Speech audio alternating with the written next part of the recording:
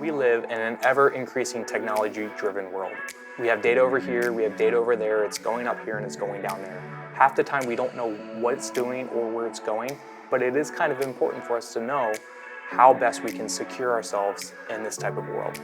Today, as a resident techie of Financial Design Studio, I wanted to spend a little bit of time going through some of the best practices that we do and how we can provide those to you to make sure that your data is safe and secure throughout all of your online experiences.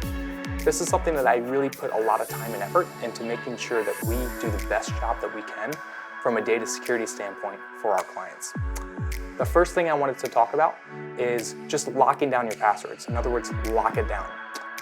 It's often tempting for us to use the same 3 or 4 passwords for every account that we log into. If you do this, you're not alone. We're not here to shame you, we're not here to judge you, but we would highly recommend that you use a password manager that would actually help you generate your passwords, manage them for you on an ongoing basis, help you share with different parties, family or friends that may need to get them, and they can even generate and autofill your passwords for you as much as you need. The next thing we would recommend that you do is update your router settings. So one of the often overlooked features that we have available to us is the ability to change the things that go on in our home networks. Most commonly we receive a router right from our internet service provider, but we don't always actually go in and mess with the settings. Now, for the most part that can be okay, but if someone were to gain access to your network and you didn't change the default passwords, it's possible that that person could actually make changes to your network without you knowing. So how do we go about fixing this? So if you look at your home router, you'll see that there's a label on there and it contains your default username and your password.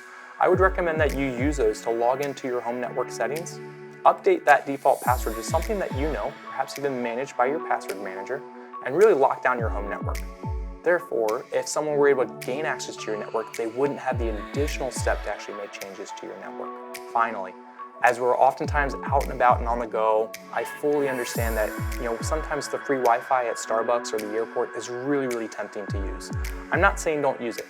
What I am saying is let's make sure we use it in a very safe manner. So one of the things that we can use to help us do that is actually using what's called a VPN service, or a virtual private network.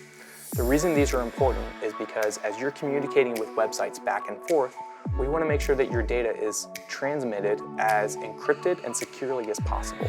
Well, using a VPN allows you to basically encrypt all the data between your device, the VPN servers, so that data is never intercepted or decrypted by anyone else without knowledge of it.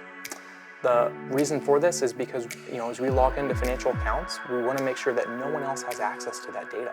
It's really important to make sure that that data is safe and prevents us from potential identity theft in the future. If you have questions about data security, or you'd like to go through a kind of a quick run through of, hey, this is what you're currently doing, here's how we can make it better, let us know. We'd love to be able to help have a quick conversation about how best Financial Design Studio can help you. Thanks.